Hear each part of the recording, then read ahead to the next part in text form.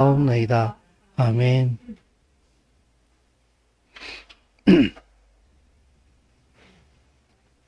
어저께 제가 어디를 갔다 오다가 그걸 봤는지를 좀 확실히 기억이 안 나는데, 우리 동네였어요. 우리 동네 어느 한 골목길이었는데, 어저께 저희 손주가 저랑 같이 둘이 있었는데, 애가 너무 심하게 엄마를 찾는 바람에 어쩔 수 없이 유모차에 태워가지고 내가 데리고 나갔어. 그래가지고 이제 길거리에서 엄마를 만나가지고 다시 이렇게 이제 집으로 돌아오는 과정 속에서 제가 교회를 하나 봤어요. 내가 우리 동네에 이미 꽤 오래 살았는데 골목길 내가 모르는 골목길이 하나도 없는데 그 골목길 안에 교회가 있는 건 제가 처음 봤어요. 근데 그 교회 간판이 이렇게 한쪽 구석으로 이렇게 보이는데 거기에 무슨 교회의 비전 이렇게 해가지고 우리는 하나님의 형상을 따라 막 이렇게 막 적어놨는데 그게 너무나 오랫동안 햇빛을 받아가지고 다 부식이 돼가지고 여러분 아시죠? 바스러지고 깨지고 막 이래가지고 그 간판이 너무 초라하게 보이는 거예요. 그래서 내가 이렇게 지나가면서 그걸 이렇게 보면서 우리의 비전, 우리의 비전. 참 저 교회 목사님 엄청 힘들겠다. 비전이고 뭐고 간에 일용할 양식 때문에 참 고생을 많이 하시겠다. 그런 생각을 하면서 이렇게 참 마음이 아팠어요. 그래서 문득 이런 생각이 들었어요. 우리가 예수와를 왕으로 섬기면서 우리가 사용하는 단어들은 보게 되면은 참 이 세상 것과는 비교할 수도 없는, 비교도 되지 않는, 그죠? 최상급의 단어들이잖아요. 그죠? 영광, 구원, 죄사함, 하나님의 나라, 이스라엘, 예루살렘, 은혜, 사랑, 비전.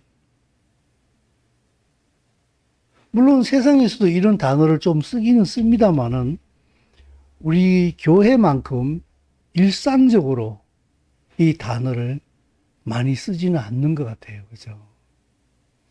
근데 거기에 비해 가지고 우리의 삶은 어떤가? 영광, 은혜, 사랑, 능력, 권세.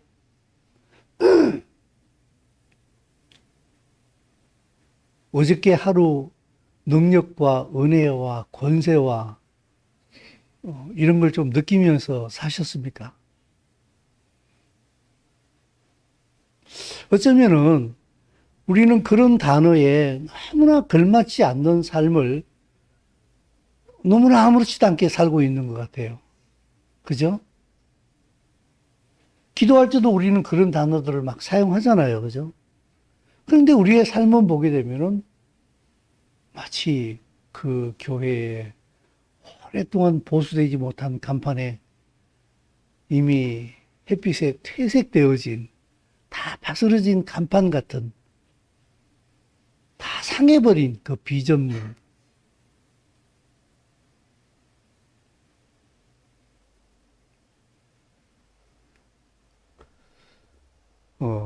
참 이렇게 갭이 너무 크다.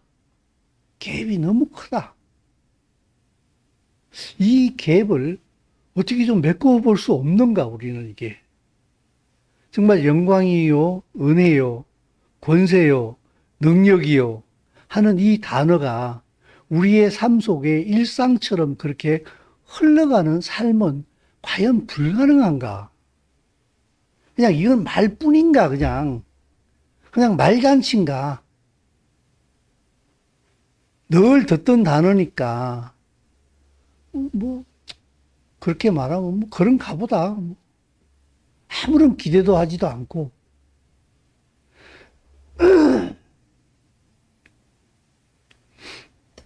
엊그저께, 그저께인가요?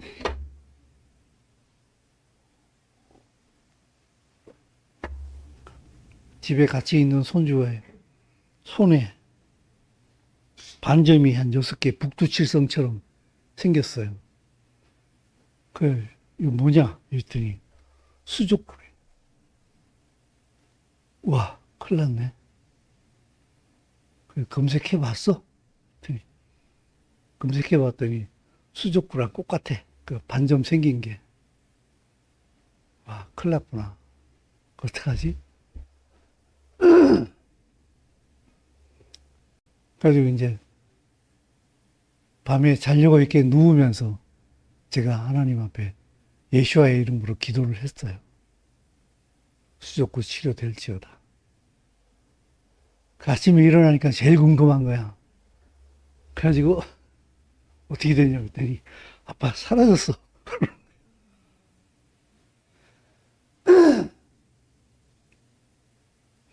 그러면서 있잖아요. 제 마음속에 이게 내 기도 때문에 사라진 거야. 그냥 사라진 거야. 여러분 어떻게 생각하십니까?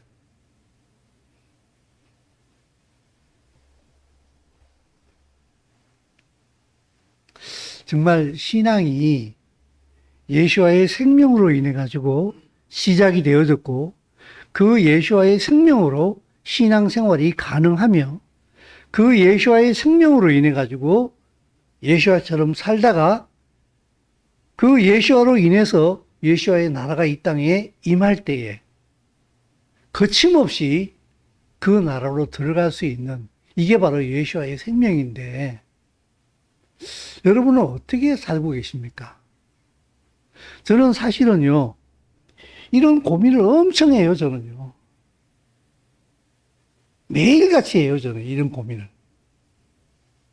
왜 이 모양일까? 나부터 시작을 해서. 왜 그는 그 모양일까? 안 될까? 나를 보니까 또 안 되는 게 이해가 되기도 해. 나도 그럴 비슷하니까. 그래서 저 사람도 나 같은가? 막 이런 여러 가지 생각들 봐. 근데 여러분, 우리가 예수와를 왕으로 섬긴다. 여러분, 왕으로 섬긴다는 얘기는요, 나라를 전제로 하는 거예요. 나라를 전제로 한다고요. 제가 예전에 청년 때에 저 길동 사거리에 있는 천호동 성결교회를 다녔어요. 그때 그 담임 목사님이 안상근 목사님이었는데 그분 설교가 엄청 길었어요. 근데 굉장히 갈급한 시간을 보내고 있었는데 예배 시간이 끝나고 나게 되면은 도무지 그분이 무슨 말씀을 하셨는지 한마디도 내 머리에 내 마음에 남아있는 게 없어. 길었다는 것만 남아있어. 그냥 오늘도 엄청 길었다.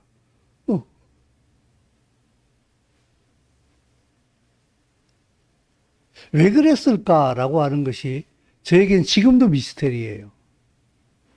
지금도 미스테리인데 분명한 것은 무엇인가 하게 되면은 예수와의 생명이 선포되어지게 되고 내가 예수와의 생명을 가지고 있다고 한다면은 여기에는 반드시 만남이 있다는 거예요. 이건 만남이 없다고 하게 되면은 둘 중에 하나가 지금 뭐가 잘못된 거야, 지금 이게. 분명히 선포되어지는 말씀이 분명히 생명이요. 저쪽에서 그 생명을 가지고 있다고 한다면은 이 생명과 생명은 반드시 연합이 일어나게 돼 있어요. 이게 안 일어나고 있으면은 이쪽이든지 한쪽이 뭔가 문제가 있는 거예요. 그러면 내가 문제가 있었나? 그 목사님이 문제가 있었나? 이제 그런 또 질문이 또 생길 수가 있는데, 내가 옳았냐? 목사님이 옳았냐? 누가 틀렸냐? 라고 하는 것을 저는 얘기하려고 하는 것이 아니라, 신앙이 예수와의 생명이 내 안에서 이렇게 움직이지 못할 때에 얼마나 신앙생활이 힘들어질 뿐만 아니라 몸이 건조해질 뿐만 아니라 의미가 없이 그냥 무기력하게 빠져버리는지를 저는 얘기하고 싶은 거거든요. 신앙의 생명이나 인간의 육적인 생명이나 본질은 다르긴 합니다만은 그 생명의 기쁨은 비슷한 것 같아요. 저는 이제 이 손주들을 이렇게 바라보면서 제가 제 딸들을 키울 때의 그 생각들을 지금은 다 잊어버렸는지는 모르겠습니다만은 그때 못 봤던 것들을 지금 보는 것 같아요, 저는. 제가 우리 딸들을 키울 때도 이렇게 즐거웠나? 이렇게 기뻤나? 분명히 슬프지는 않았어요. 그때도 굉장히 즐겁게 지낸 건 틀림없는 사실이었어. 근데 지금 이렇게 손주들을 이렇게 보다 보게 되면은 너무 재밌어요, 막. 진짜 너무 재밌어. 근데 그 재밌는 게 뭔가 하게 돼. 왜 재미를 느끼는가 하게 되면요. 제가 가지고 있는 생명과 내가 가지고 있는 생명이 서로 통해요. 비록 미숙하긴 하지만 뭔가 의사소통이 돼. 그리고 뭔가 주고받고가 돼, 이게. 그리고 내가 웃기면 또 웃기도 하고, 제가 또 웃기면, 쟤는 웃기려고 의도하지 않았어. 근데 행동이 너무 웃길 뿐이야. 그걸 쳐다보면 또 웃기도 하고, 그죠? 이 생명이 서로 통할 수 있기 때문에 그런 것이 아닌가라는 생각이 드는데, 서론이 길었어요. 하나님께서 가지고 계신 그 기쁨이 이와 비슷하다는 생각이 들었어요. 스바냐 3장 17절 말씀 우리가 지금 금방 찬양으로도 했는데 같이 한번 읽어보겠습니다. 너의 하나님 여호와가 너의 가운데 계시니 그는 구원을 베푸실 전능자이시라. 그가 너로 말미암아 기쁨을 이기지 못하시며 너를 잠잠히 사랑하시며 너로 말미암아 즐거이 부르며 기뻐하리라 하리라. 이스라엘이 성장하고 한 단계씩 앞으로 나아갈 때마다 하나님의 기쁨은 점점 더 커지는 것 같아요. 물론 성장한 다음에 사고 치게 되면 사고도 더 커요. 그죠? 애들이 사고 치는 것보다 중학생이 사고 치는 건 더 큰 사고를 치잖아. 그죠? 근데 그것마저도 하나님과 함께 나아가는 이스라엘의 발걸음을 막지는 못한다는 거예요. 이스라엘이 사고를 친다 할지라도 스바냐에서 나타나는 하나님의 기쁨은 이스라엘의 존재에 대한 기쁨이에요. 왜냐하면요, 이 스바냐 선지자가 남쪽 유다에다가 하나님의 말씀을 선포할 때에 요시야가 개혁을 일으키기 전이었어요. 개혁을 일으키기 전이었기 때문에 남유다가 굉장히 하나님 앞에 부패한 상태에 있었어요. 부패한 상태에 있었는데 하나님께서는 스바냐 선지자를 통해서 그들에게 뭐라고 말씀하시는가 하게 되면은 그가 너로 말미암아 기쁨을 이기지 못한다. 좀 우리가 생각하기에는 좀 이해하기 어려운 말씀을 이렇게 선포하고 있는 거예요. 그러나 제가 이렇게 이 스바냐 3장 17절에 앞뒤 문맥을 이렇게 봤더니 그 문맥이 무엇이었는가 하게 되면요, 이스라엘이 회복이 되어지는 내용 중에 나오는 말씀이에요. 그들이 지금 타락하고 엉망진창의 모습을 가지고 있는데 내가 너희들을 결코 버려두지 않을 거야. 너희들이 타락했다 할지라도 나는 너희들 가운데 있을 것이야. 그리고 나는 너희들을 반드시 이 자리에서 구원하고야 말 거야. 그래서 너희들은 내 기쁨이 될 수밖에 없는 거야. 그러니까 이스라엘의 어떠함이 아니라 하나님께서는 하나님의 어떠하심 가운데 이스라엘을 기뻐하는 거예요. 적절한 비유가 될 수 있을지 모르겠습니다만은 우리의 자녀가 무슨 사고를 쳤다고 합시다. 근데 아버지가 그 자녀가 저질러 놓은 그 사고를 충분히 감당하고도 남을 만한 능력이 있어. 사회적으로나 경제적으로나 모든 면에 있어가지고 그럼 아버지가 어떨 것 같아요? 굉장히 좀 너그럽겠지요, 그죠? 자식 뭐 사나이가 그럴 수도 있지. 다음엔 그러지 마라. 아빠가 요번만은 내가 처리해 주마. 이러면서 굉장히 여유롭게 넘어가겠죠, 그죠? 비유가 적절한 것인지는 모르겠습니다라는 제가 단서를 달았습니다만은 하나님이 마치 그와 같지 않겠는가.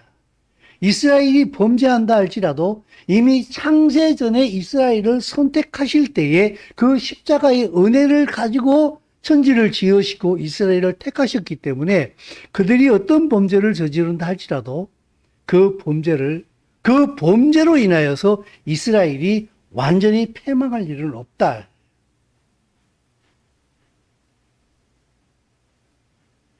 그 예수와의 피로 인하여서 그들을 씻을 것이요. 그들을 반드시 새롭게 만들어내고 말 것이다. 그리고 그들을 완성시켜 놓을 것이다. 그 모습을 보니까 내가 너희들 바라보면서 아주 그냥 너무 기뻐서 미치겠어. 너무 좋아. 그런 말씀이 아니겠는가. 출애굽기도 비슷하거든요.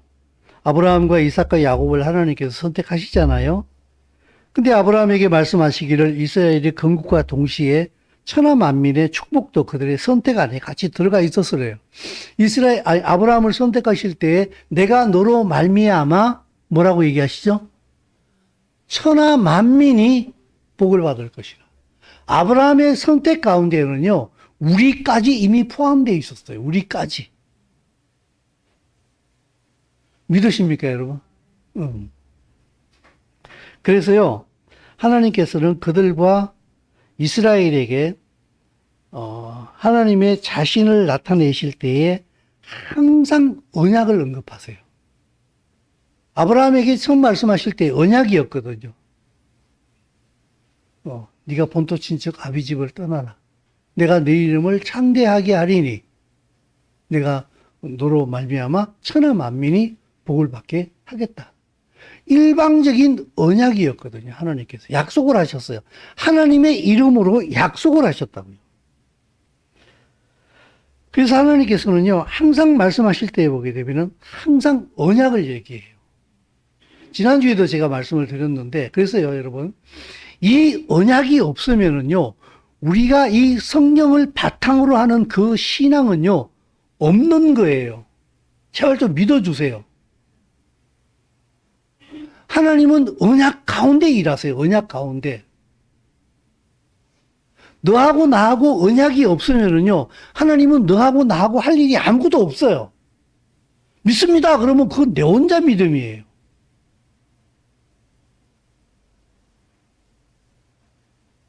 다시 한번 얘기할게요. 하나님과 나와 맺은 언약이 없으면은, 약속이 없으면은, 내가 하나님 믿어요. 나는 하나님이 천지를 지으신 것을 믿어요. 그것이 당신에게 아무런 의미가 없다니까. 언약은요, 이 땅에 사람들 가운데 실제로 현실로 나타나는 것이에요. 나 예수 믿었어. 그래서 나는 죽으면 천국 가. 그건 네 생각이 되니까. 못 간다니까, 당신은. 이렇게 얘기를 해줘도 겁을 안 먹더라고, 보니까.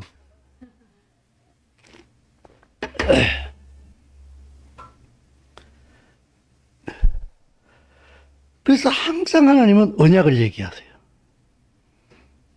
지난주 파라샤에서도 하나님께서 노동으로 인해 부러지는 이스라엘의 소리를 들으셨을 때에 아브라함과 이삭과 맺은 언약을 기억하시고 구체적으로 행동을 시작하시기 시작해요.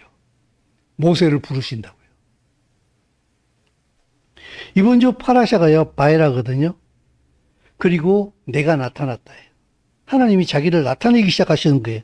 뭐 어떻게 나타나셨는가? 자, 보세요.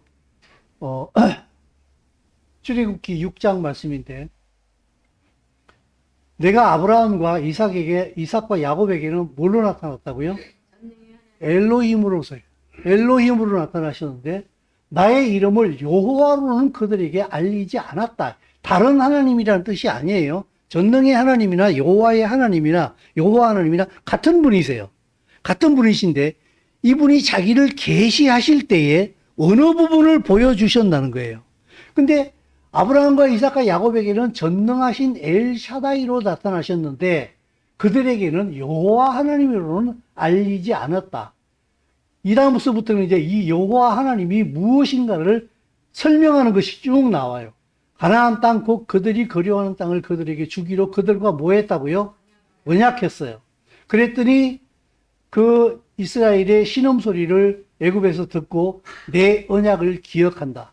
그러므로 6절에서부터 8절까지 같이 읽습니다. 그러므로 이스라엘 자손에게 말하기를 나는 여호와라. 너희를 빼내며 그들의 노역에서 너희를 건지며 편팔과 여러 큰 심판들로서 너희를 속량하여 너희를 내 백성으로 삼고 나는 너희의 하나님이 되리니 나는 애굽 사람의 무거운 짐 밑에서 너희를 빼낸 너희의 하나님 여호와인 줄 너희가 알지라. 내가 아브라함과 이삭과 야곱에게로 주기로 맹세한 땅으로 너희를 인도하고 그 땅을 너희에게 주어 기업을 삼게 하리라. 나는 여호와다. 아멘. 여러분 보십시오. 전능하신 하나님이 이제 여호와로 자기를 계시하시는데 그 여호와로 계시하실 때에 언약을 언급하세요. 그 언약을 이제 이스라엘 백성들에게 행하기 시작한다는 거예요. 그 애굽에서 노예로 신음하고 있는 그들을 무거운 짐 밑에서 빼내고 건지고 속량해가지고 나는 너희를 내 백성으로 삼아서 가나안 땅으로 그들에게 주기로 맹세한 땅으로 너희를 거기에 심어 놓고야 말겠다. 이게 누구냐? 여호와 하나님이에요.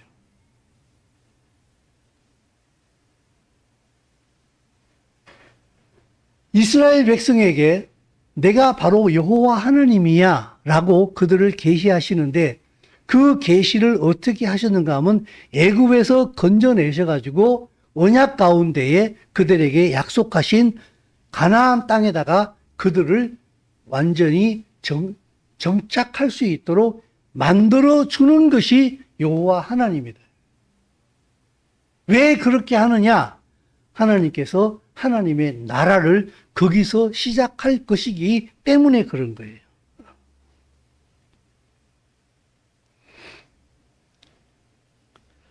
그래서 여러분, 하나님께서 자기를 자기 백성 이스라엘에게 계시하시는, 즉 나타내시는 범위가 이스라엘이 성장함에 따라 가지고 점점 더 커져요.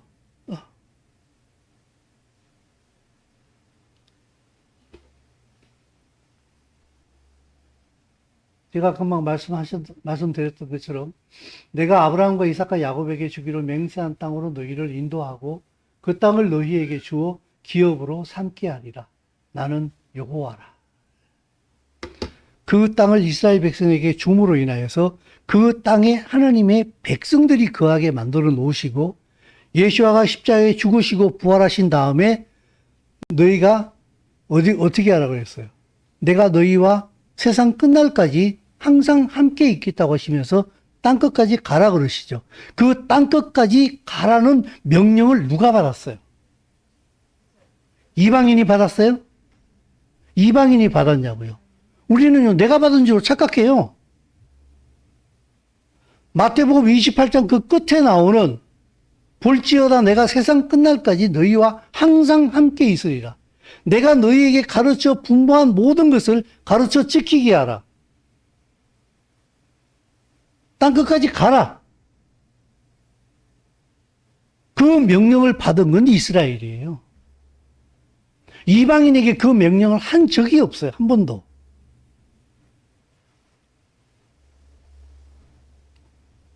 이스라엘이 성장할수록 하나님은 자기를 점점 이렇게 넓게 보여주기 시작하세요. 아브라함과 이삭과 야곱에게는 엘샤다이, 전능하신 하나님으로만 나타나셨는데 이제 그들이 국민을 이루고 나라를 이루니까 내가 그들에게는 엘샤다이로 나타났었고 그들에게는 여호와로는 나타나지 않았다. 그러나 나는 이제 너희에게는 여호와로 나타났다. 여호와는 언약 가운데 일하시는 하나님이요. 그 언약은 무엇인가 하면 가나안 땅을 내가 너희에게 주겠다. 그곳에 내 백성을 심겠다. 그들을 통하여서 하나님의 나라가 땅 끝까지 퍼져나갈 수 있도록 내가 만들겠다. 이게 성경의 내용입니다, 여러분. 그래서 우리가 신앙생활을 하면서요, 자꾸만 하나님을, 예수와를 내 수호신 정도로 나의 신변 안전을 지켜주고 위험으로부터 지켜주고 나에게 돈을 주시고 건강을 주시고 하는 이런 분으로 착각을 하게 되면은 당신은 큰 시험에 들 거예요. 하나님께서 그런 일을 안 하신다는 뜻이 아니에요. 그런 일도 하시는데 그것이 우리를 택하신 목적이 절대로 아니라는 것을 말씀을 드리는 거예요. 그건 그냥 주어지는 거예요. 그냥. 안 구해도 주어지는 거예요. 그래서 여러분, 하나님께서 이스라엘을 선택하셔가지고 그들을 이끌고 가시는 그 모든 것들은 하나님의 은혜예요. 이스라엘 자손을 그들의 군대대로 애굽에서 인도하라 하신 여호와의 명령을 받은 자는 아론과 모세라고 그랬는데 이스라엘 자손을 군대래요. 지금 보십시오, 여러분. 그리고 여기 또 밑에 7장 4절을 같이 한번 읽겠습니다. 자, 시작. 바로가 너희의 말을 듣지 아니하였은즉 너가 내 손을 애굽에 뻗쳐 여러 필시타를 내고 내 군대 내 백성 이스라엘 자손을 그 땅에서 인도하여 낼시라. 아멘. 보십시오. 또 이스라엘 백성들을 보고 내 군대 내 백성이래요. 근데 애굽에서 지금 이스라엘 백성들을 뭐라고 부르고 있어요? 노예예요. 그 노예들을 보고 하나님은 뭐라고 그러세요? 내 백성, 내 군대래요. 여러분, 하나님의 시야가 높을까요? 바로의 시야가 높을까요? 바로의 시야하고 하나님의 시야는 비교할 수 없겠죠. 그죠? 그런데 바로는 하나님의 백성들 보고 저 새끼들 노예야. 일 시켜. 이렇게 얘기했어요. 근데 하나님께서는 내 군대야. 내 백성이야. 이렇게 말씀하시는 거예요.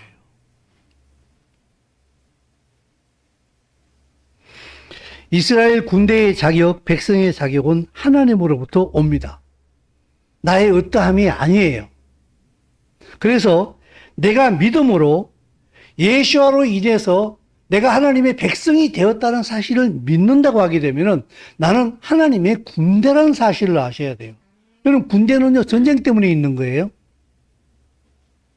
전쟁하기 위해서 군대를 만드는 거예요.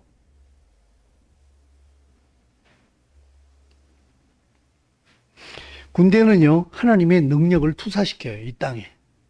하나님의 군대면은, 하나님의 군대는 이 땅에서 하나님의 능력을 이 땅에 투사시키는 것이 하나님의 군대예요. 그리고 백성으로서 하나님의 은혜를 누리는 거예요. 이것이 없으면은요, 이건 이상한 거예요, 여러분. 우리는 이것이 없는 신앙생활을 하면서도요, 너무 아무렇지도 않게 생각하고 있어요.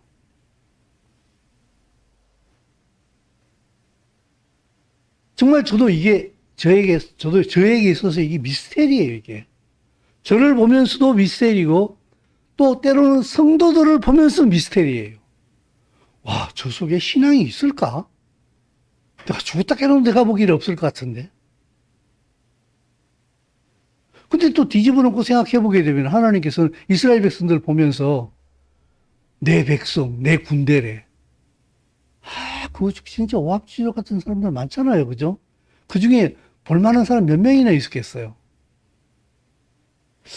그거 보면 참 내가 또 내 마음대로 판단할 것도 아닌 것 같은데. 아무튼요, 이게 원칙이에요. 하나님의 백성의 자격과 하나님의 군대의 자격은요, 하나님으로부터 와요. 그렇기 때문에 내가 예수와를 왕으로 섬기고 있다고 한다면은 내가 예수와의 피로 구원을 받은 사람이라고 당신이 정말 믿는다고 한다면은 당신의 신분을 정확하게 해야 돼요. 당신은 하나님의 군대예요. 그리고 백성이에요. 동시에 이게 같이 있는 거예요, 이게. 그래서요, 예수와의 말씀으로 이 땅에서 싸울 준비가 돼 있어야 돼요. 우리는 연약하지 않다니까. 내가 연약하면요, 예수와가 연약한 거예요.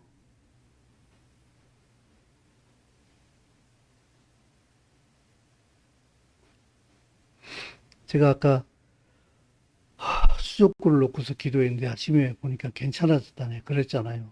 하나님께서는요, 우리 손주의 수족구를 낫게 하시는 분이 아닌 줄로 믿습니다. 그러나 우리 손주의 수족구에 관심이 있어요. 왜냐하면은 그 백성이 그 손주한테 관심이 있기 때문에.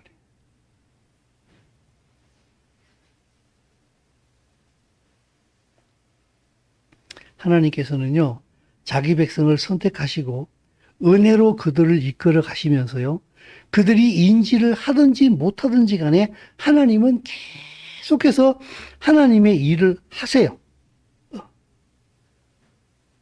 여러분 아시는 대로 바로와 애굽에게 하나님께서 10가지 재앙을 막 갖다 퍼부으시잖아요. 그죠?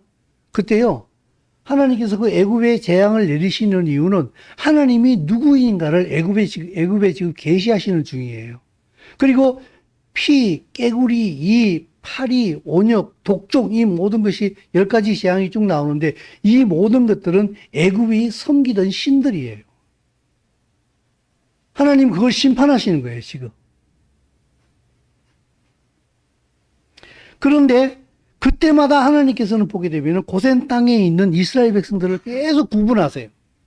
7째 재앙에 우박이 내리잖아요. 그죠? 그럼 모세와 아론이 가가지고 하나님이 이번에 우박 내리십니다.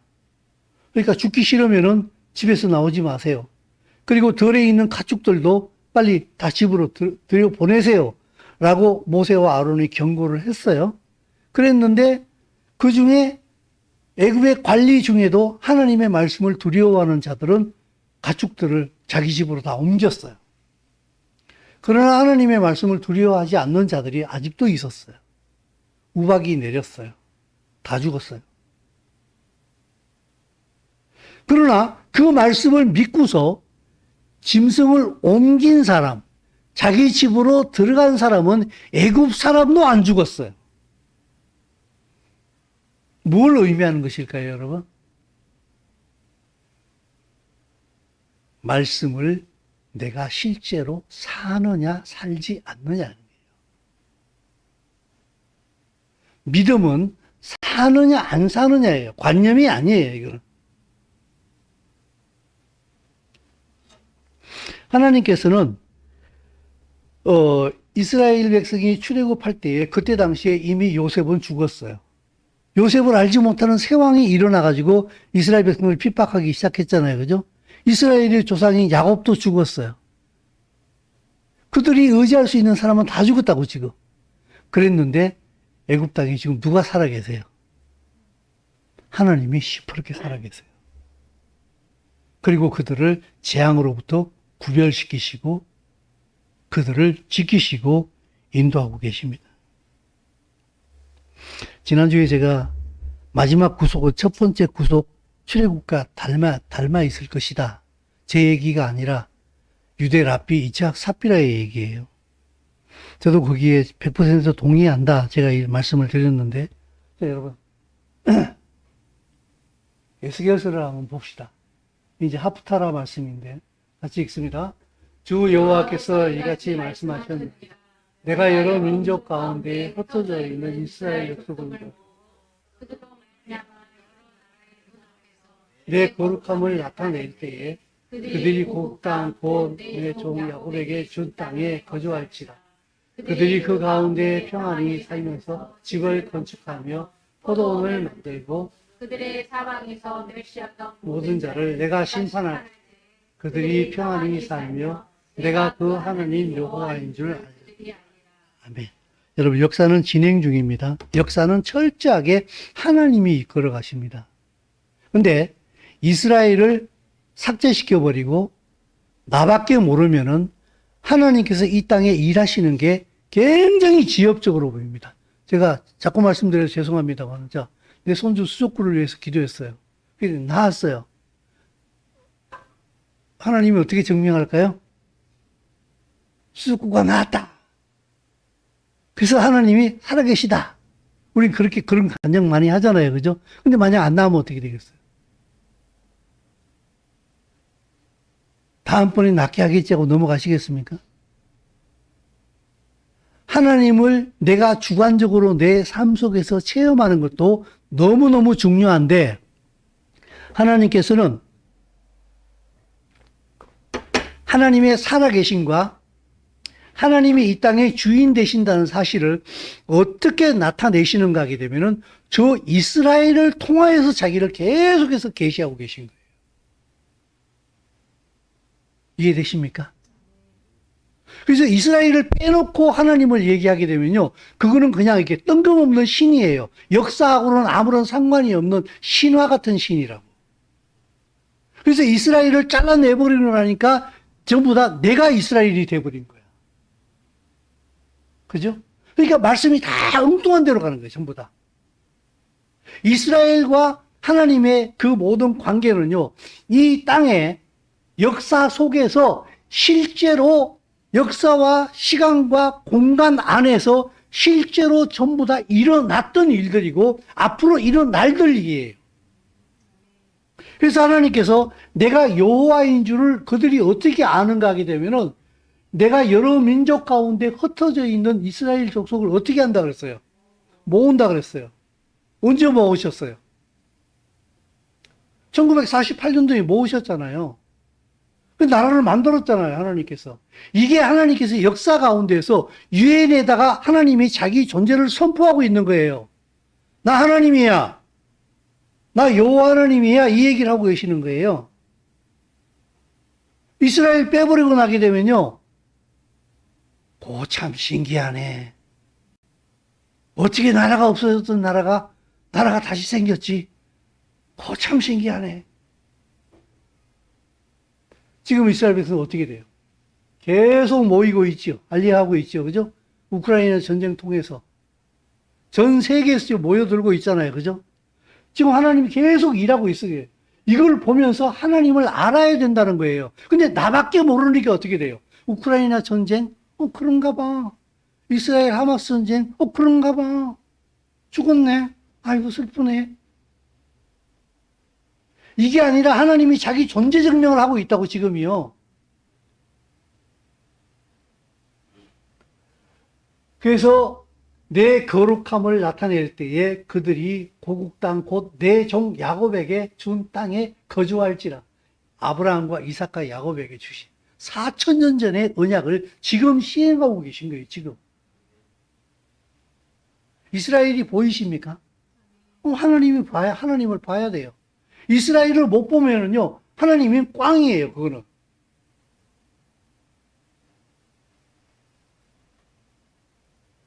그들이 그 가운데 평안히 살면서 집을 건축하고 포도원을 만들고 그들이 사방에서 멸시하던 모든 자를 하나님이 친히 심판할 때에 그들이 평안히 살며 내가 그 하나님 여호와인 줄을 그들이 알게 될 것이다. 하나님은 계속 이스라엘의 관계 속에서 하나님의 존재와 하나님이 어떠한 분이신가를 계속 가르쳐주고 있어요. 근데 우리는 그 하나님을 그저 내 손주 수족구 낳게 하셨다. 돈 좀 주셨다. 마음의 편안함을 주셨다. 내게 종속시키는 거예요. 그럼 안 그러면 어떻게 하겠냐고. 돈 달라고 했는데 안 주시면 어떻게 하겠냐고. 병 낫게 하려고 했는데 병 안 낫게 하셔서 어떻게 하겠냐고, 여러분. 평안을 달라고 했는데 평안 안 주시면 어떻게 하겠냐고. 그래서 맨날 하는 얘기가 하나님이 있니 없니 이래서 살잖아요. 근데 이제 이스라엘은 어떻게 돼요? 비가 오나 눈이 오나 전쟁이 나나 저 나라는 저기에 그대로 있어.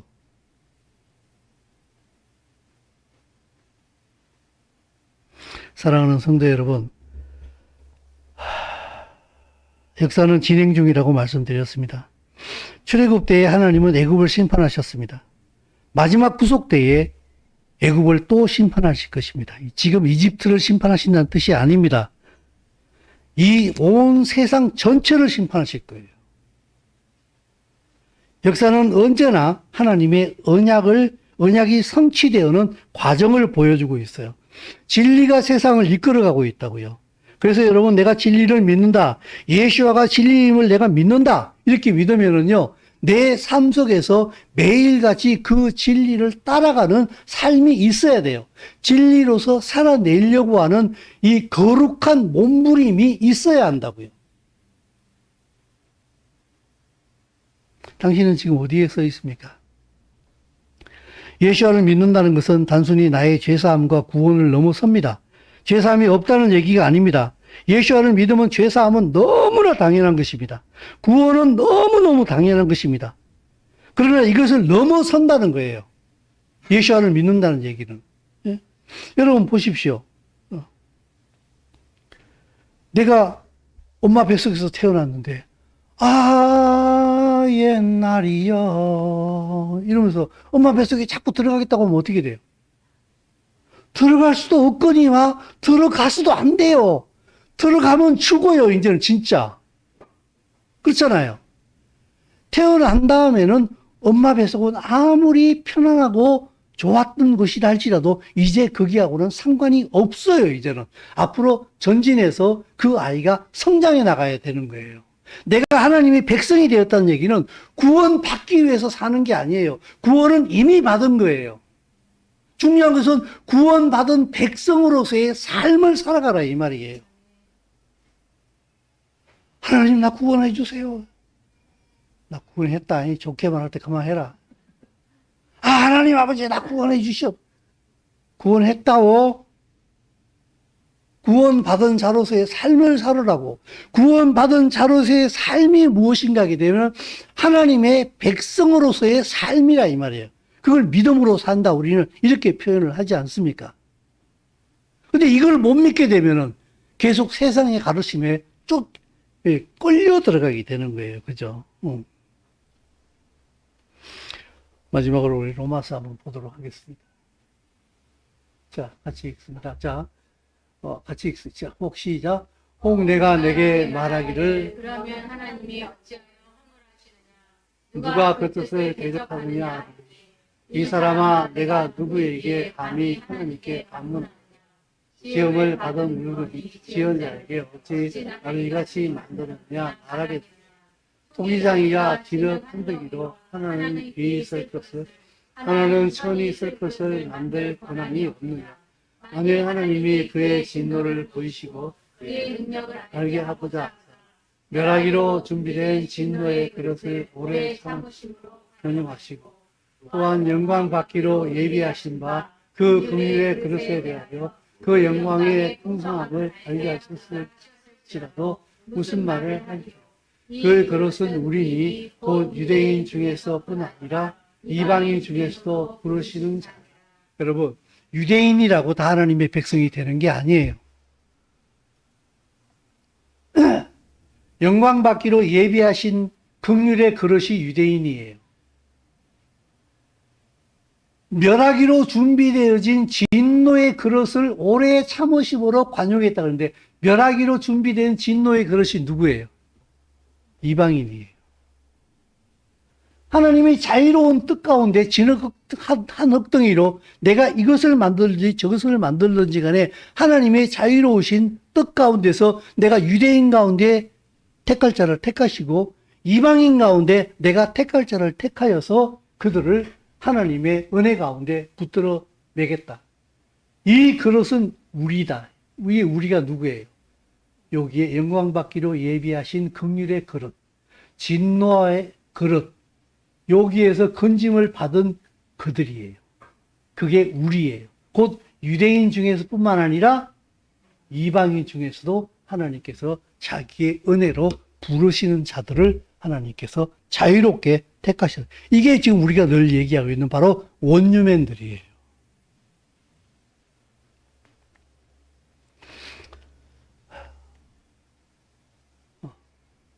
포작질을 했네요. 이방인 중에서 유대인 중에서 이들이 합쳐서 바로 우리가 된다. 그래서 제가 설교 시간에 요새 자주 하는 말씀이 있잖아요. 그죠? 신앙생활은 우리여야 된다. 우리. 하늘에 계신 우리 아버지요. 그래서 교회를 떠나서는 신앙생활은 없다. 망우제일교회를 떠나서 신앙생활이 없다. 이 얘기를 하는 게 아니에요.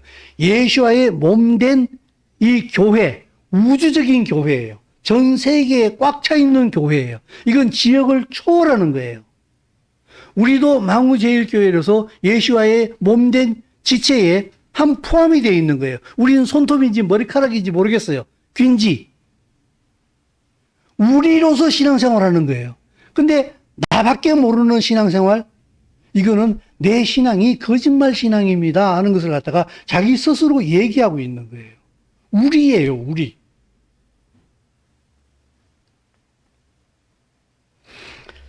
사랑하는 성도 여러분, 나에게 집중하는 것을 멈추십시오.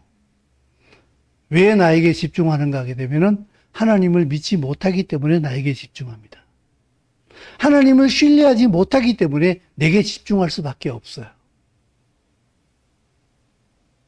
그러나 하나님을 신뢰하게 될 때, 그분의 말씀을 신뢰하게 될 때 내 스스로 나를 보호하려고 하는 벽을 내 스스로 허물어요.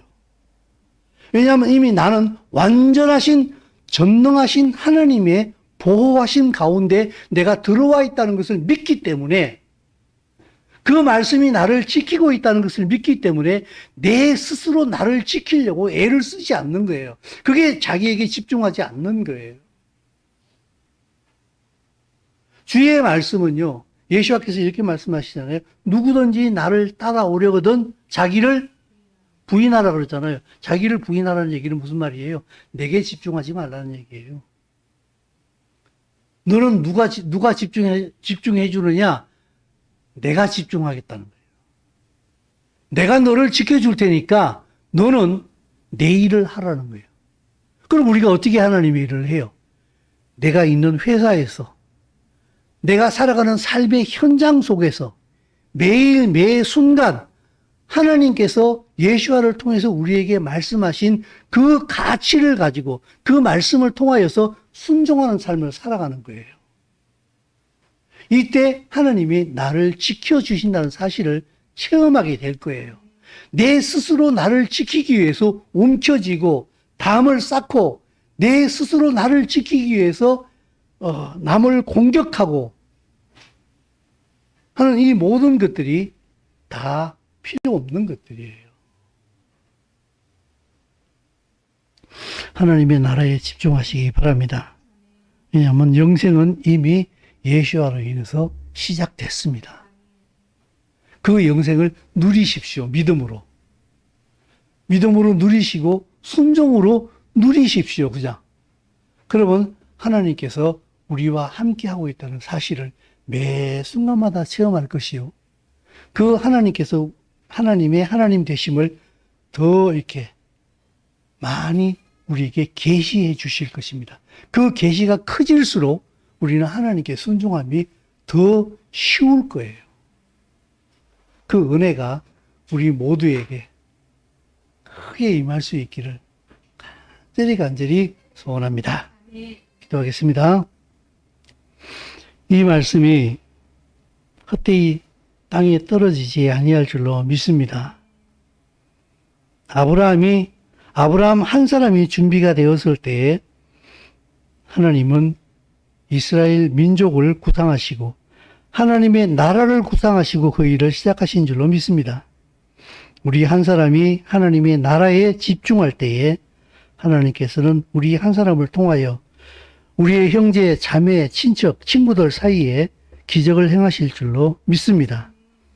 말씀을 믿음으로 받게 하시고 우리로 살게 하여 주시어서 하나님과 함께 하나님의 나라의 영광을 누리는 것이 허상이 아니요 실상이요 내 삶 속에 뼈저리게 매일같이 체험하는 실제가 되게 하여 주시어서 주의 영광을 누리게 하여 주시옵소서. 예수의 이름으로 기도드리옵나이다. 아멘. 찬송.